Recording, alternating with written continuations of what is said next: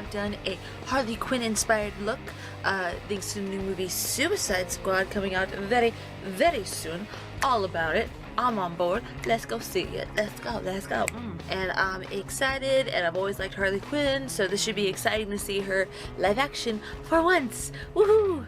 I decided to do a blue and pink look instead, a darker lip. I'm going to show you how to get this makeup look. Hair will be another video for another time, but it's basically just chalk. Essentially, water and chalk. That's all you gotta do. Water, chalk, hairspray. Onward to the makeup tutorial. First, I am taking my foundation and only applying it on my eyelids up to the brow. I'm using a lot of intense colors on my eyes, which can create a lot of dark fallout. I don't want to have to wash off a full face of makeup just because of a few sprinkles of eyeshadow, so this is just saving a step, honestly. Now I'm taking my translucent powder and I'm going to apply it with an eyeshadow brush all over my eye. I use the eyeshadow brush instead of a typical powder brush because it puts more concentrated amount of powder in place, making eyeshadows and eyeliners last longer.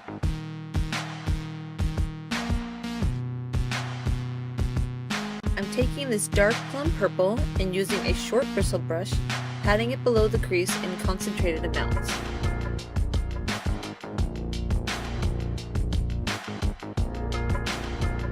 Next, I'm taking a mauve color and sweeping it in the crease. And I'm getting a good amount of eyeshadow on the brush. The type of brush you use doesn't matter, as long as you use the correct technique. I'm just gently filling the top of my eyeball with the brush and paying attention to the corner of my eye, making sure that I'm getting the desired shape and a clean line. Now it's time for the highlight shade. I'm taking this very pretty pale pink and placing it on my brow bone with a highlight brush. It's tiny for more placement control. This pink is very saturated, so keep that in mind. And I'm just following the natural shape of my eyebrow to determine the shape of my eyeshadow, evening that arch out. So instead of putting the purple on first, I'm going straight to my parrot blue crease color. When I tested the shadows out, blue had a lot of fallout and covered the purple too much, so I'm doing the lid shade last to preserve the color. And now for the blue highlight. I didn't have another small brush, so I used whatever brush I had left. I was very careful about how I applied it. See, even with the incorrect tools, if you just use the correct technique, you'll be fine.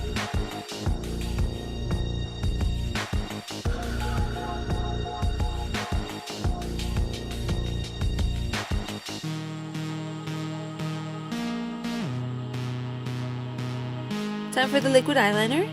I decided on a very thin line and wing for this tutorial, but I would love to try a little more intense eyeliner next time I put this on. It's a very adjustable look.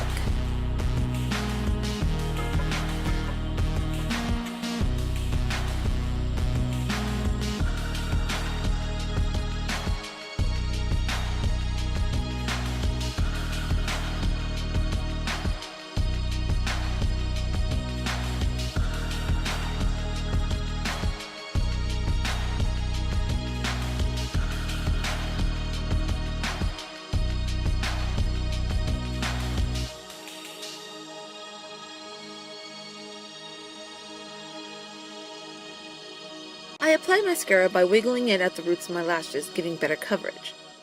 You can also use fake lashes with this look, just remember to reapply eyeliner afterwards so that they blend better. Ooh.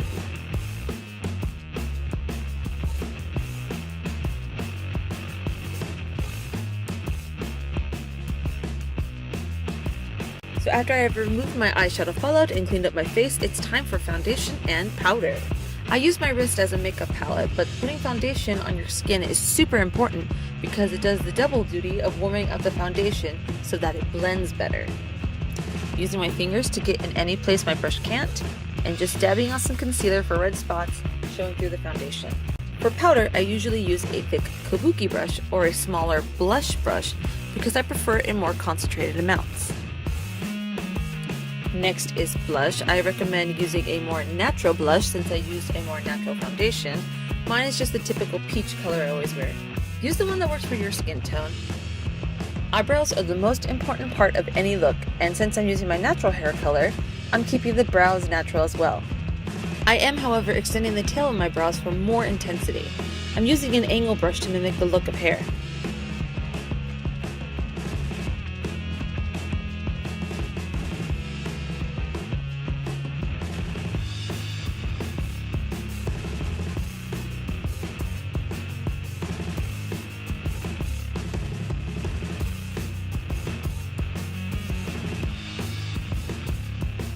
Just a bit of contour on my bridge and under my nose, and another eyeshadow for a highlighter on my tear ducts. I ran out of brushes, so I used an eyeliner brush that was clean, but I could have used my pinky. I am so sorry, but I forgot my camera was zoomed in, so I didn't capture any usable footage of me applying my dark lipstick. But I just followed my natural lip shape. You can create a more intense shape if you want, though.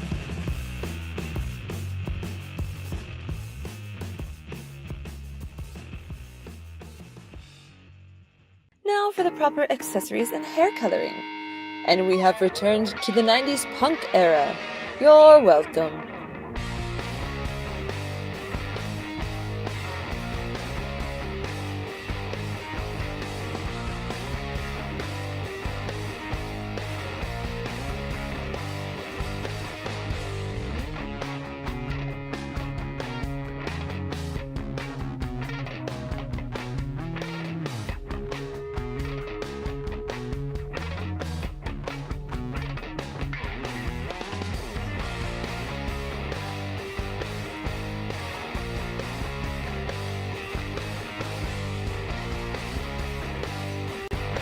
Thanks for watching, guys. Hope you enjoyed this look. It's pretty fun. I liked all the colors. It's very pretty.